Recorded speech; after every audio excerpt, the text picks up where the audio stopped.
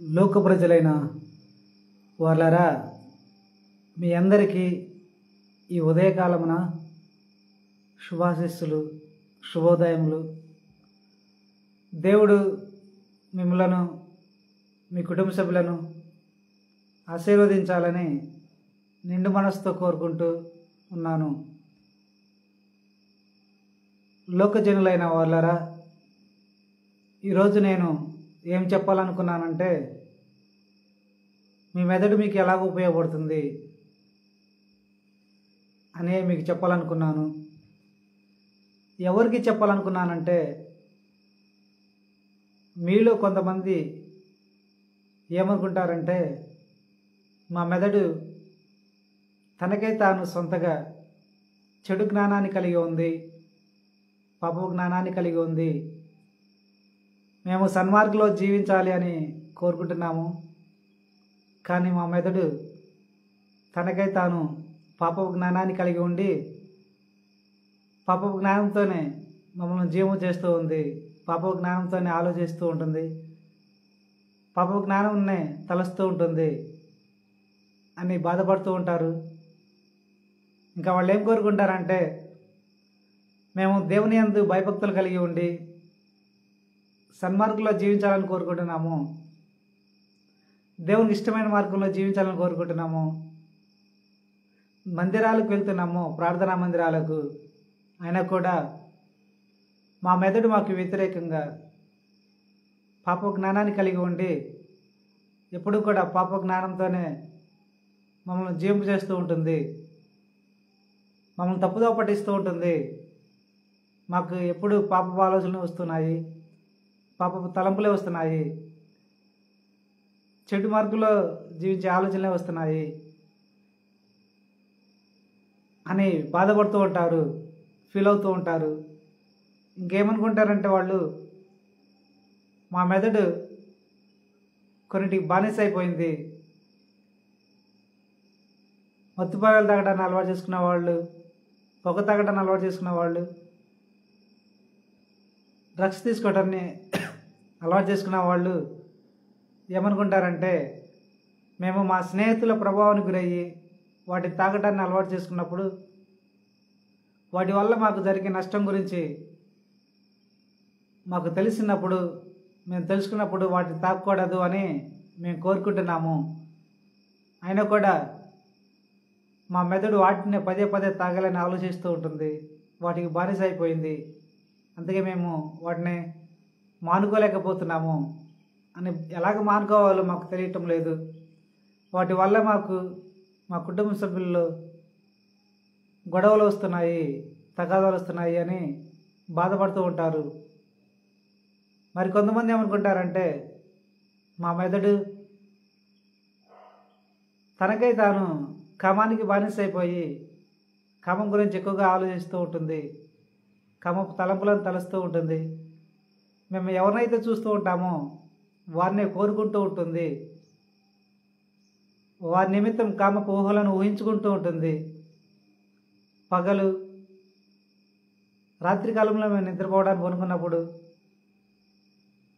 మాకు నిద్ర రావటం లేదు, కామపు ఊహలే, కామపు తలంపులే వస్తూ ఉంటాయి, ఇంకా అనేక ఆలోచనలు వస్తూ ఉంటాయి మేము నిద్రపోవడానికి కొనుక్కున్నప్పుడు. అవన్నీ ఎందుకు వస్తున్నాయో మాకే తెలియట్లేదు.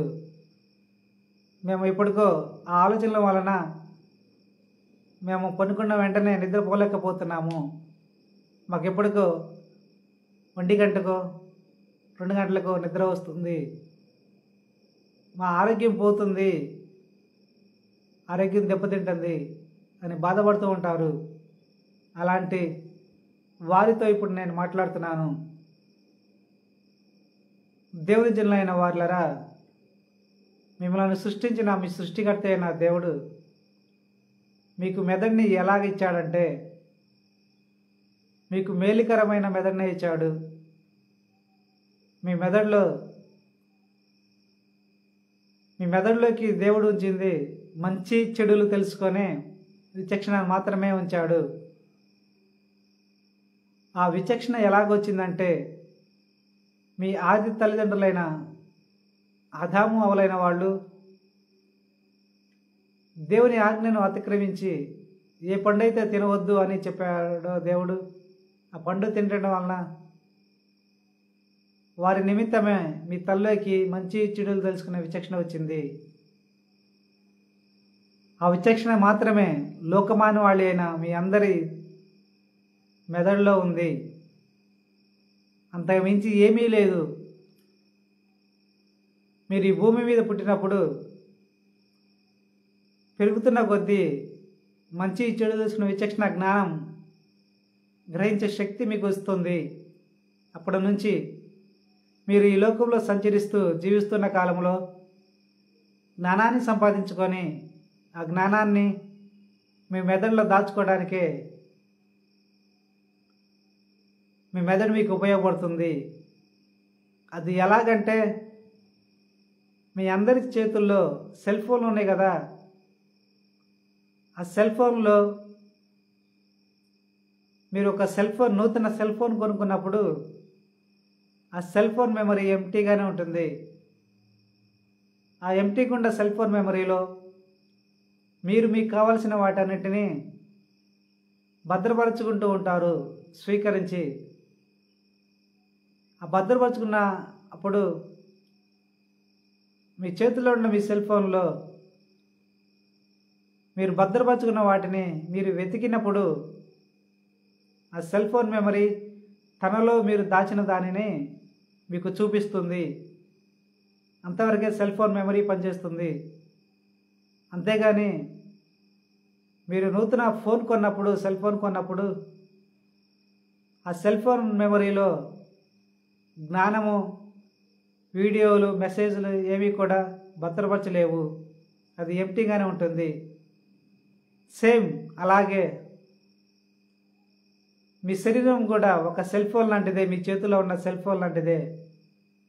మీ మెదడు ఈ సెల్ ఫోన్లో ఉన్న మెమరీ లాంటిదే. అవును, మీ మెదడు ఒక సెల్ ఫోన్ మెమరీ లాంటిదే. మీరు ఈ లోకంలో సంచరిస్తూ దేవుడు ఒక సెల్ ఫోన్ లాంటి మెమరీని ఇచ్చాడు కనుక, సెల్ ఫోన్ లాంటి మెదడుని ఇచ్చాడు కనుక, సెల్ ఫోన్ మెమరీ లాంటి మెదడుని ఇచ్చాడు కనుక, శరీరం ఒక సెల్ ఫోన్ లాంటిది, మీ మెదడు ఒక సెల్ ఫోన్ మెమరీ లాంటిదే. దేవుడు మీకు మెదడుని ఇచ్చినప్పుడు మీ మెదడులో జ్ఞానాన్ని ఉంచలేదు, పాపపు జ్ఞానాన్ని ఉంచలేదు.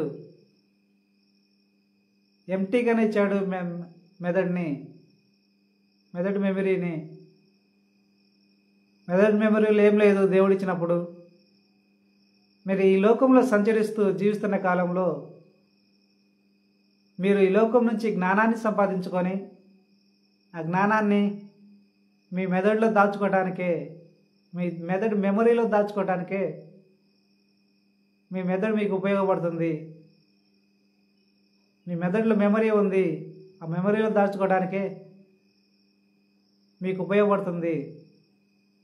మీరు దాచుకున్న మెమరీలో దేనినైతే మీరు గుర్తు చేసుకుంటారో దానినే మీ మెదడు మీకు గుర్తు చేస్తుంది.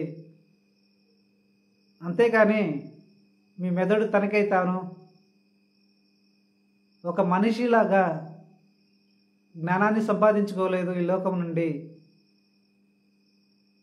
మీరు చూసే వాటిని, మీరు వినే వాటిని, మీరు చేసే వాటిని, మీరు మాట్లాడే వాటిని అన్నిటినీ కూడా మీ మెదడు తనలో దాచుకోలేదు. మీరు జ్ఞానాన్ని సంపాదించుకొని మీ మెదడులో దాచుకుంటారు కనుక మీరు ఏమైతే దాస్తారో వాటినే మీ మెదడులో ఉన్న మెమరీ మీకు చూపిస్తూ ఉంటుంది. ఎప్పుడు చూపిస్తుందంటే, మీరు ఎప్పుడైతే గుర్తు తెచ్చుకుంటారో, మీరు మీ మెదడులో దాచిన దానిని ఎప్పుడైతే గుర్తు తెచ్చుకుంటారో అప్పుడే మీ మెదడు మీకు గుర్తు చేస్తుంది. అంతవరకే దేవుడు మెమరీని ఇచ్చాడు మెదడుకి. అంతేగాని దేవుడు సొంతగా మెదడుకంటూ సొంత జ్ఞానాన్ని ఇవ్వలేదు. దేవుడు మీ మెదడుకంటూ పాపపు జ్ఞానాన్ని ఇవ్వలేదు. ఇది నిజం. మెదడులో పాపపు జ్ఞానం లేదు. మీరు రాత్రి కాలంలో నిద్రపోవడానికి కొనుక్కున్నప్పుడు మీరు మీ తలలో వినే ఆ పాప జ్ఞానం మొత్తం కూడా మీది కానే కాదు. ఇంకా మీకు వచ్చే కష్టాల గురించి, బాధల గురించి, నష్టాల గురించి, వేదనల గురించి, దిగుల గురించి, చింతల గురించి మీ మెదడు తనకే తాను రియాక్ట్ అవుతూ వాటి గురించి పదే పదే ఆలోచించలేదు, వాటిని పదే పదే గుర్తుకు తెచ్చుకోలేదు. దేనికంటే మెదడు మనిషి కాదు కనుక. మెదడు అనేది మీరు ఉపయోగించుకోవడానికి ఉపయోగపడే ఒక అవయవం మాత్రమే. మెదడు ఎట్టి పరిస్థితుల్లో మనిషి కానే కాదు సొంతగా ఆలోచించటానికి. మరి కొంతమంది అనుకుంటారు, మాకు బాధలు వచ్చినప్పుడు, కష్టాలు వచ్చినప్పుడు, నష్టాలు జరిగినప్పుడు, వేదన కలిగినప్పుడు, రోదన కలిగినప్పుడు మా మెదడు వాటినే పదే పదే గుర్తు తెచ్చుకుంటూ వాటి నిమిత్తమే ఎక్కువగా ఆలోచిస్తూ ఉంటుంది,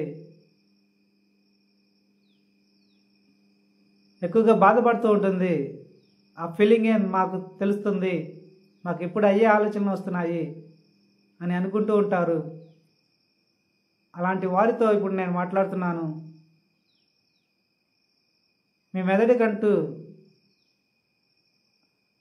సొంతగా ఒక మనిషిలాగా మీకు వచ్చే బాధల గురించి, కష్టాల గురించి, నష్టాల గురించి, వేదల గురించి, శోధనల గురించి తనకై తాను సొంతగా ఆలోచించలేదు. మీ మెదడు సొంతగా ఆలోచించలేదు, ఎప్పుడు వాటి గురించి దిగులు పడదు.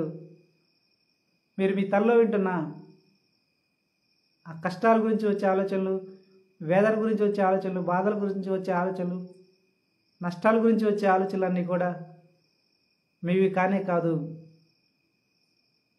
మరి మరికొంతమంది ఏమనుకుంటారంటే, మేము మా స్నేహితుల ప్రభావానికి గురయ్యి మత్తు పనులు తాగటాన్ని, డ్రగ్స్ తీసుకోవటాన్ని, స్మోకింగ్ చేయటాన్ని అలవాటు చేసుకున్నప్పుడు వాటి వల్ల మాకు ఆర్థిక ఇబ్బందులు వస్తున్నాయి, అనారోగ్యం పాలవుతుంది, మా కుటుంబంలో శాంతి సమాధానాలు ఉండటం లేదు, గొడవలు వస్తున్నాయి అని బాధపడుతూ ఉంటారు. వాటి నిమిత్తం మానుకోవాలని కోరుకుంటారు. అప్పుడు వాళ్ళు ఏమనుకుంటారంటే, మేము మానుకోవాలని కోరుకున్నప్పుడు మా మెదడు మాకు వ్యతిరేకంగా తనకై తాను సొంతగా మేము మత్తుపానీలు తాగటం వలన, మేము పొగ తాగటం వలన, మేము డ్రగ్స్ తీసుకోవటం వలన మా మెదడు వాటి యొక్క రుచిని, వాటి యొక్క మత్తుని ఇష్టపడుతుంది.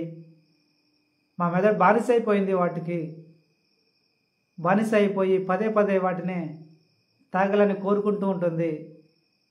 వాటి గురించి పదే పదే ఆలోచిస్తూ ఉంటుంది, ఎప్పుడు వాటి గురించి ఆలోచిస్తూ ఉంటుంది, వాటిని తాగాలని. అందుకే మేము వాటిని మానుకోలేకపోతున్నాము. మా మెదడు ఆలోచించటం వల్లనే మేము వాటిని మానుకోలేకపోతున్నాము, అందుకే తాగుతున్నాము అని అనుకుంటూ ఉంటారు. అలాంటి వారితో నేను మాట్లాడుతున్నాను.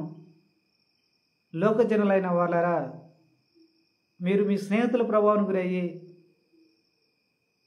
మత్తు పానీయాలను, డ్రగ్స్ను, స్మోకింగ్ని తాగడాన్ని అలవాటు చేసుకున్నప్పుడు మీ మెదడు ఒక మనిషిలాగా వాటిని పదే పదే తాగాలని కోరుకోదు. వాటి యొక్క రుచికి, వాటి యొక్క మత్తుకి బానిస కాదు.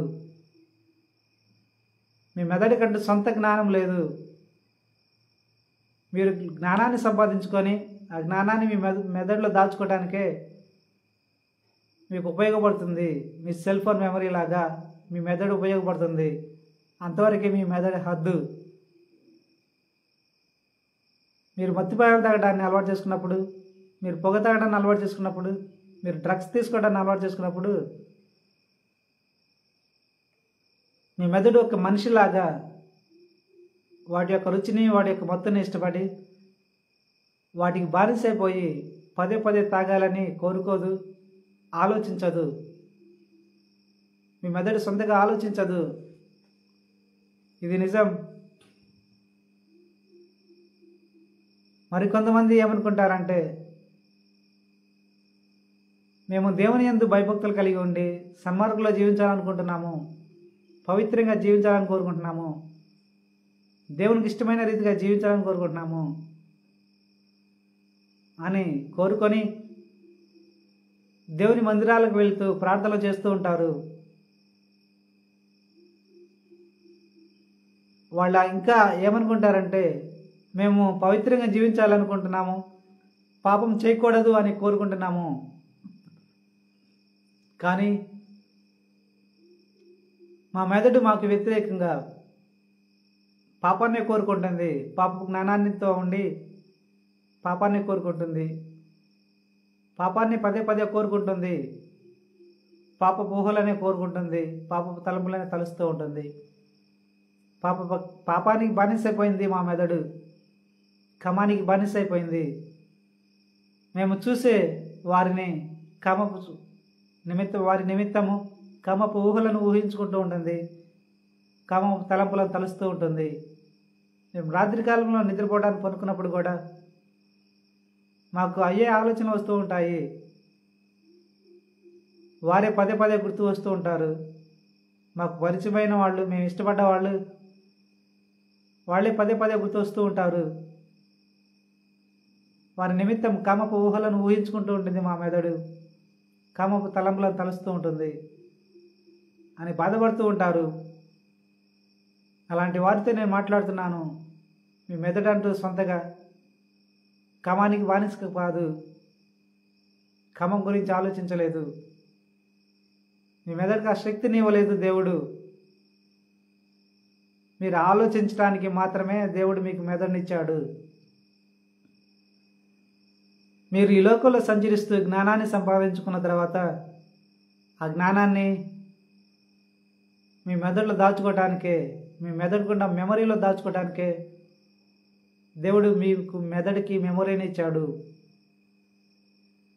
అందుకే మీ మెదడు సెల్ ఫోన్ మెమరీ లాంటిది.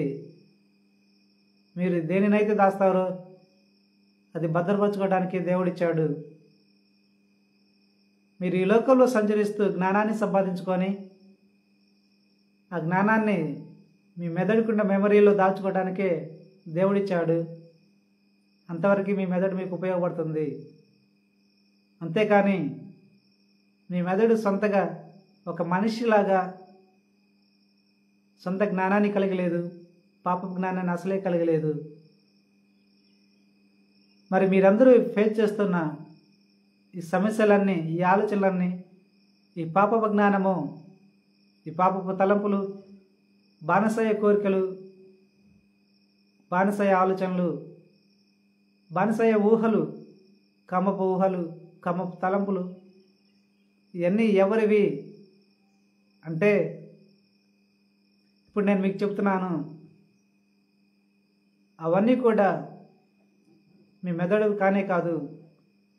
దేనికి అంటే దేవుడు మీకు మెదడునిచ్చింది మీకు అనుకూలంగా ఉండటానికే, మీరు వాడుకోవటానికే దేవుడు మీకు మెదడునిచ్చాడు. అంతేకాని మిమ్మల్ని ఎలాగ జీవించాలని దేవుడు మెదడులో జ్ఞానాన్ని ఉంచలేదు. ముందుగా పాపపు జ్ఞానాన్ని అసలే ఉంచలేదు. మీరు సన్మార్గంలో జీవించడానికి మీకే మీరు ఆలోచిస్తూ ఉపయోగపడే మెదడునే ఇచ్చాడు. మీ మెదడులో ఉంచింది మంచి చెడు తెలుసుకునే విచక్షణ మాత్రమే. ఆ విచక్షణతో మీరు ఈ లోకంలో సంచరిస్తూ సన్మార్గానికి కావలసిన ఆలోచనలను, జ్ఞానాన్ని సంపాదించుకొని మీ మెదడులో దాచుకుంటూ ఆ దాచుకున్న దాని అనుసారంగా మీరు సన్మార్గంలో జీవించడానికి ఉపయోగపడే మెదడునే దేవుడిచ్చాడు. మీకు మేలుకరమైన మెదడునే మీకు ఇచ్చాడు. మిమ్మల్ని పాపంలో పడవేయని మెదడునే మీకు ఇచ్చాడు. దేనికి బానిస కాని మెదడునే దేవుడు మీకు ఇచ్చాడు. మీ మెదడు కంటే సొంత జ్ఞానాన్ని ఇవ్వలేదు, పాపపు జ్ఞానాన్ని అసలే ఇవ్వలేదు. మరి ఆ పాపపు జ్ఞానము ఎవరిది? మీరు అనుకుంటూ ఉంటారు కదా, మాకు పాపపు ఆలోచనలు వస్తున్నాయి, పాపపు కోరికలు కలుగుతున్నాయి, పాపపు తలంపులు కలుగుతున్నాయి, వస్తున్నాయి. మాకు మా తలలో మేము వింటూ ఉన్నాము. మా మెదడు బానిసైపోతుంది. మా మెదడు మాకొచ్చే కష్టాలు, బాధలు అన్నిటి గురించి ఆలోచిస్తుంది. పదే పదే దిగులుతో ఉంటుంది మా మెదడు అని అనుకుంటూ ఉంటారు కదా మీరు. వారితో ఇప్పుడు నేను చెప్తున్నాను, లోకజనులైన వాళ్ళరా,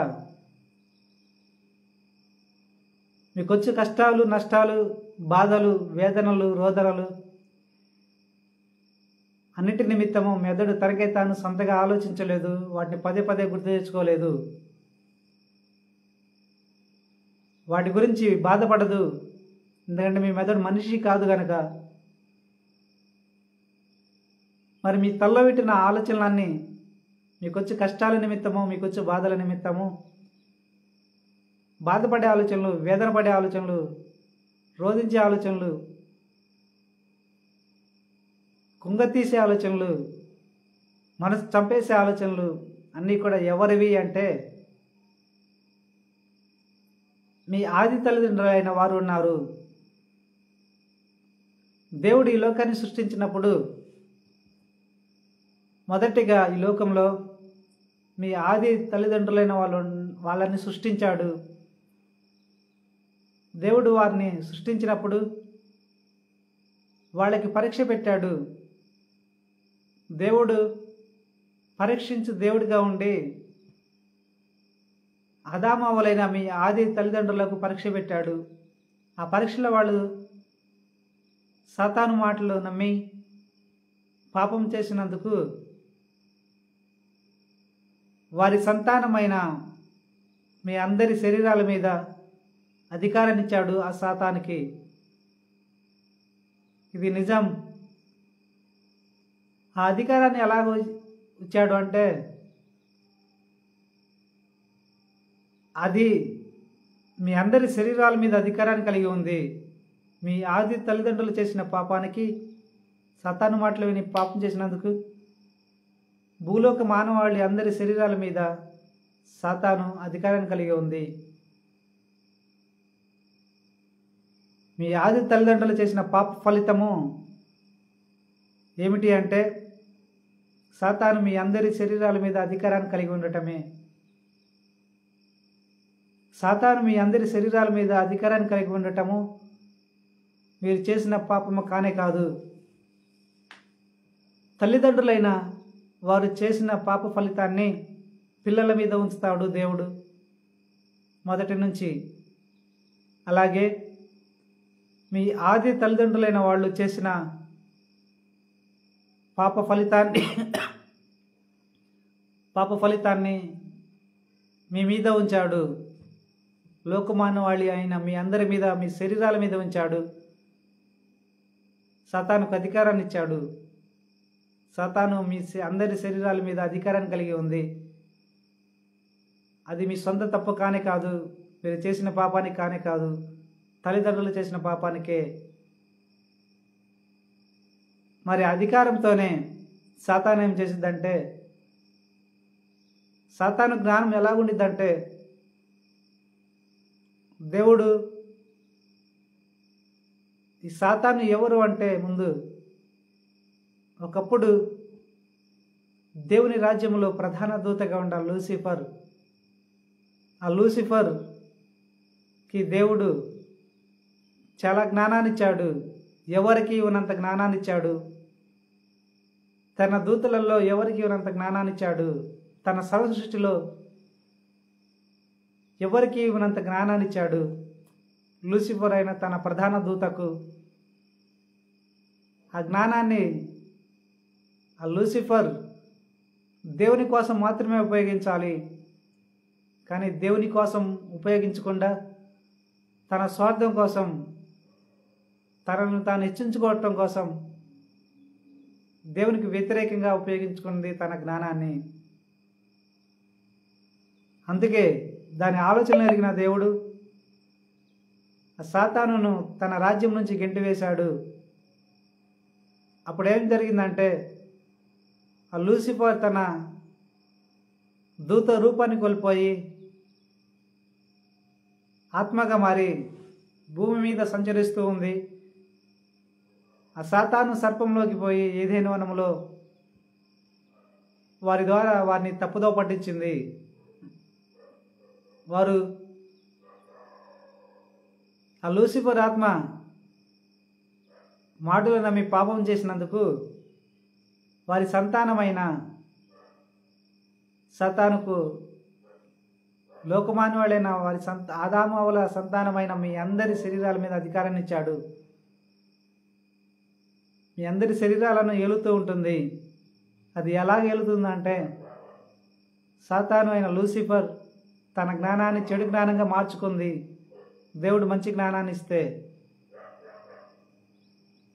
మంచి మార్గంలో జీవించడానికి, మంచిగా ఆలోచించడానికి, దేవుని కోసం ఉపయోగించడానికి మాత్రమే దేవుడు జ్ఞానాన్ని ఇచ్చాడు లూసిఫర్కి. కానీ లూసిఫర్ తనకున్న విచక్షణతో దేవుడిచ్చిన జ్ఞానాన్ని దేవుని కోసం ఉపయోగించకుండా తన స్వార్థం కోసం ఉపయోగించుకుంది. తనను తాను హెచ్చించుకోవడం కోసం ఉపయోగించుకుంది దేవుని రాజ్యంలో. అందుకే దేవుడు లూసిఫర్ని బయటికి గెంటివేశాడు. భూమి మీదకి వచ్చిన తర్వాత లూసిఫర్ సాతానుగా మారింది. ఇక దానికి ఈర్ష్యదోషాలు, పగలు ప్రతీకారాలు, కుతంత్రాలు, శరీరానికి బానిస కోరికలు, మత్తు పనులు బానిస కావటం, పొగ తాగడాన్ని, స్మోకింగ్ చేయడాన్ని ఎవరైతే నరులైన వాళ్ళు చేస్తారో ఆ సాతాను ఏం చేసిందంటే వారి శరీరాల మీద అధికారాన్ని కలిగి ఉండి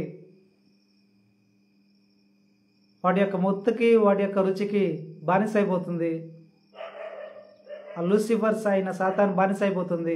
భూలోకంలో జీవిస్తున్న మనుషులైన వాళ్ళు వాళ్ళ స్నేహితుల ప్రభావానికి గురయ్యి మత్తు పనులు తాగడాన్ని, పొగ తాగడాన్ని, డ్రగ్స్ తీసుకోవడాన్ని అలవాటు చేసుకున్నప్పుడు వాడి యొక్క రుచికి, వాడి యొక్క మత్తుకి సాతాను బానిస అయిపోయి అది ఎప్పుడైతే తాగాలని కోరుకుంటూ ఉంటుందో దాని బానిస కోరికలన్నిటినీ, దాని బానిస ఆలోచనలన్నిటినీ మనుషుల తలలోకి పంపుతూ ఉంటుంది. అలా పంపడం వల్లనే మనుషులైన వాళ్ళకి తెలియకపోవడం వల్ల వాళ్ళు ఏమనుకుంటారంటే మా మెదడు ఎప్పుడు కూడా మత్తు పనులు బానిసైపోయి వాటి గురించి ఆలోచిస్తుంది, వాటిని తాగాలని కోరుకుంటుంది అని అనుకుంటూ ఉంటారు. అవన్నీ కూడా సాతాను పంపేవే మీ తలలోకి. మరి సాతాను ఎలాగ పంపిద్దంటే మీ స్నేహితులలో ఎవరైతే మత్తు పనులు తాగడాన్ని అలవాటు చేసుకున్నారో, పొగ తాగడాన్ని, స్మోకింగ్ చేయడాన్ని అలవాటు చేసుకున్నారో వాటి నిమిత్తము మీకు ఫోన్ చేసి తాగడానికి పిలుస్తూ ఉంటారు కదా. అలాగే సాతాను కూడా అది ఎప్పుడైతే తాగాలనుకుంటుందో అప్పుడు దాని ఆలోచనలన్నిటినీ కూడా మీ తల్లోకి పంపుతూ ఉంటుంది. చెడ్డవాడైన మీ స్నేహితుల వల్లే సాతాను కూడా చెడ్డదాగా ఉండి దాని ఆలోచనలన్నిటినీ మీకు తల్లోకి పంపుతూ ఉంటుంది. దాని ఆలోచనలనే మీరు మీ తల్లో వింటూ ఉంటారు. అవన్నీ కూడా మీ మెదడి సొంత ఆలోచన కాదు అని నేను మీకు చెప్తున్నాను.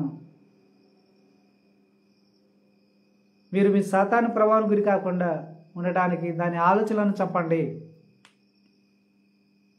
దాని ఆలోచనలను చంపితే అది తాగాలని మళ్ళీ మళ్ళీ కోరుకోదు. మీ తల్లోకి ఆ మత్తు పానీయాలు తాగాలని, స్మోకింగ్ చేయాలని, డ్రగ్స్ తీసుకోవాలని కోరుకోదు. దాని ఆలోచనలు మీ తల్లోకి పంపలేదు. మీరు అన్నిటిని కనిపెట్టి ఇవన్నీ సాతానివే అని గుర్తించండి. వాటి అనుసారంగా తీసుకోమాకండి, దాని కోరికలు తీర్చమాకండి అని నేను మీకు చెప్తున్నాను. మరి కొంతమంది ఏమనుకుంటారంటే మాకొచ్చు కష్టాల గురించి, బాధల గురించి, వేదల గురించి, శోధల గురించి మా మెదడు ఎప్పుడు ఆలోచిస్తూ ఉంటుందని అనుకుంటూ ఉంటారు.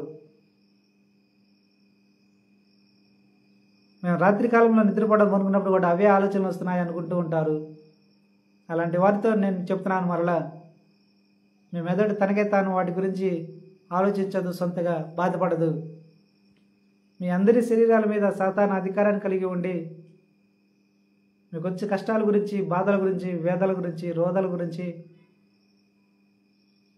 అనేక నెగిటివ్ వాటి గురించి సాతాను తన మనస్తత్వంతో,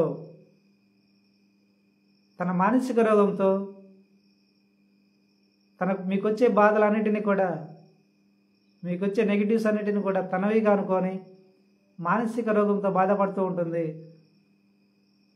వాటిని పదే పదే గుర్తు చేసుకుంటూ ఉంటుంది, పదే పదే ఆలోచిస్తూ ఉంటుంది. వాటన్నిటినీ కూడా మీ తల్లికి పంపుతూ ఉంటుంది. దాని ఫీలింగ్స్ని, దాని నెగిటివ్ ఆలోచనలన్నిటినీ, ఆ బాధల గురించి, కష్టాల గురించి, నష్టాల గురించి, వేదనల గురించి, ఇలా నెగిటివ్ అన్నిటి గురించి ఆలోచిస్తూ ఉంటుంది. మానసిక రోగిగా మారి అవన్నీ తనవిగా అనుకొని వాటినే మీరు మీ తల్లో వింటారు. మీరు వాటన్నిటినీ కనిపెట్టండి. మీ జీవితాన్ని హ్యాపీగా, సంతోషంగా జీవించండి. ఆ కష్టాలు, బాధలు ఇప్పుడు వస్తాయి, పోతాయి, జీవితాంతం ఉండవు. కానీ అప్పుడు దాకా మీరు యుక్తి కలిగి ఉండి మీ జీవితాన్ని సంతోషంగా జీవించండి. వాటి నుండి ఎలా బయటపడాలో ఆలోచిస్తూ వాటి నుండి మిమ్మల్ని మీరు కాపాడుకోండి అని నేను మీకు చెప్తున్నాను. సాతాను మానసిక రోగి కనుక అది మీ తల్లో పంపే వాటన్నిటి ఆలోచనలన్నిటినీ మీరు మీ తల్లో వింటూ ఉండండి. మీరు మీ తల్లో ఉండటం వలన అవన్నీ సాతానువే అని గుర్తించటం వలన కొంతకాలానికి అది మీ నుండి దూరంగా వెళ్ళిపోతుంది. ఇదే జరిగిద్ది ఈ లోకంలో. మరి కొంతమంది మనుషులైన వాళ్ళు ఏమనుకుంటారంటే, మేము దేవునికి చిత్తానుసారంగా జీవించాలనుకుంటున్నాము, పాపం చేయకూడదని కోరుకుంటున్నాము, వ్యభిచారం చేయకూడదని కోరుకుంటున్నాము, కానీ మా మెదడు కామానికి బానిస అయిపోయింది. మేము చూసే వారి నిమిత్తము కామపు ఊహలను ఊహించుకుంటుంది, కామపు తలంపులను తలుస్తుంది, కామపు జ్ఞానాన్ని కలిగి ఉంది, పాపపు జ్ఞానాన్ని కలిగి ఉంది అని అనుకుంటూ ఉంటారు. అలాంటి వారితో నేను మీకు చెప్తున్నాను, అది మీ సొంత జ్ఞానం కానే కాదు. పాపపు జ్ఞానము, కామానికి సంబంధించిన జ్ఞానము మీది కానే కాదు. మీ శరీరాల మీద అధికారం కలిగి ఉన్న సాతాను దాని కామానికి బానిస అయిపోయి మీరు చూసేవారికి పదే పదే చూస్తూ వాళ్ళ నిమిత్తమే కామపు ఊహలను ఊహించుకుంటూ ఉంటుంది. వారితో కామాన్ని ఎలాగ తీర్చుకోవాలో ఊహించుకుంటూ ఉంటుంది. దాని ఆలోచనలను, దాని ఊహలనే మీరు మీ తల్లో వింటూ ఉంటారు. అవన్నీ కూడా సాతానువే. అలాగెందుకు చేస్తుందంటే సాతాను అది కామానికి బానిస అయిపోతుంది కనుక, దానికి శరీరం లేదు కనుక మీ శరీరం ద్వారానే దాని కామ కోరికలు తీర్చుకోవాలని మీరు చూసేవారిని, మీతో మాట్లాడేవారి నిమిత్తము, మీరు చూసేవారి నిమిత్తము అది కామ ఊహలను ఊహించుకుంటూ ఉంటుంది, కామ తలంపులను తలుస్తూ ఉంటుంది. మీరు రాత్రి కాలంలో నిద్రపోవాలని పనుకున్నప్పుడు కూడా అది మెలకుగా ఉండి వారి నిమిత్తమే కమ్మపు ఊహలను ఊహించుకుంటూ ఉంటుంది. వారితో కమ్మని ఎలాగ తీర్చుకోవాలని ఊహించుకుంటూ ఉంటుంది, కమ్మపు ఆలోచనలను ఆలోచిస్తూ ఉంటుంది. అది మెలకుగా ఉండి పంపే ఆలోచన వల్లనే మీరు వెంటనే నిద్రపోలేరు రాత్రికాలంలో. అవన్నీ కూడా మీ తలంపులు, మీ మెదడువి కావు. మీ మెదడు అంటూ సొంతగా కమానికి బానిస కాదు.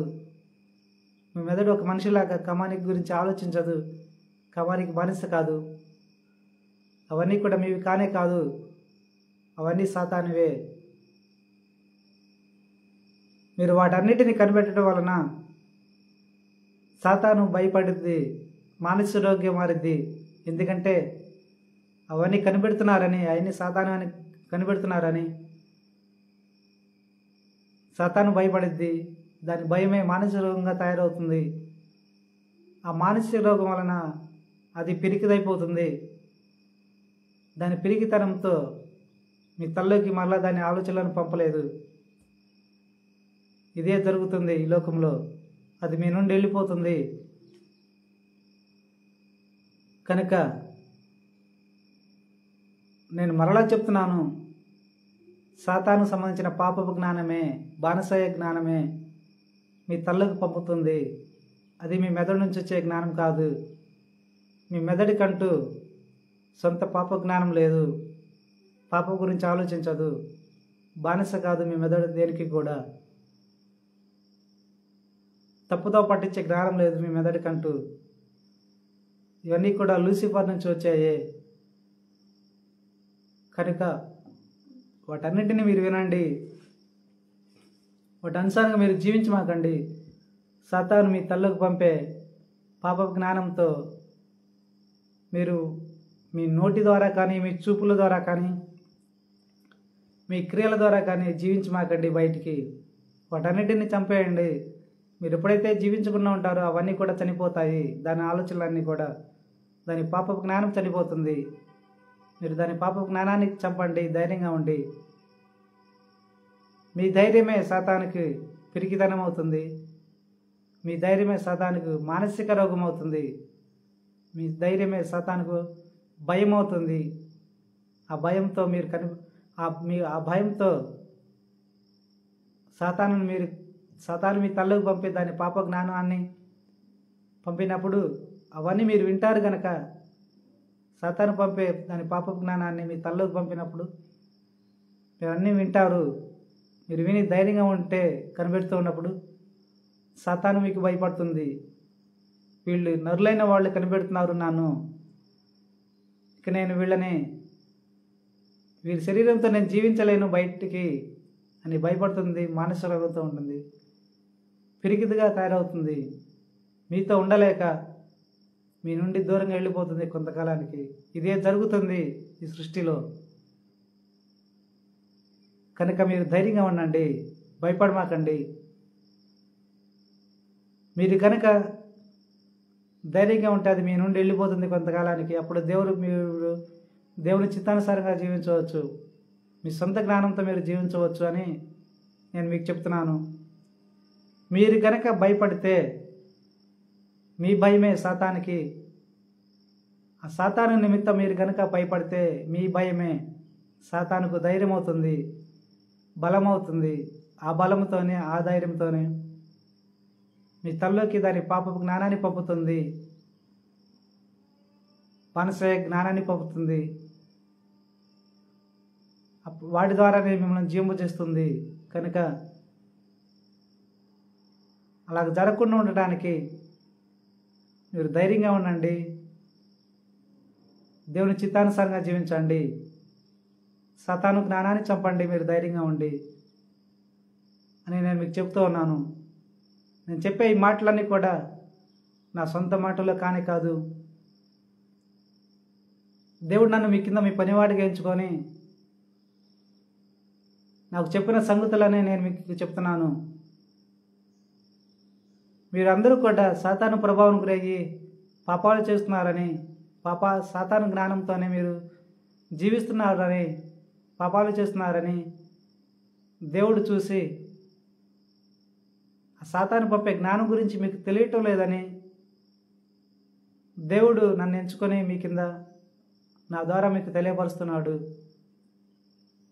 ఆ పాప జ్ఞానాన్ని ఎలా కనిపెట్టాలో మీకు చెబుతూ ఉన్నాడు. నాకు చెప్పిన వాటినే నేను మీకు చెప్తున్నాను.